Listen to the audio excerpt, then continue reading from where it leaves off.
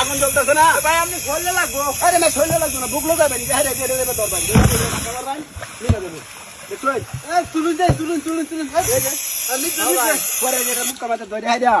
এটা খালি খুললে দিবেন না, এত আতার লাগবো ম্যাম এটা বুঝলে স্যার। হ্যাঁ এই গরম হয়ে গেছে।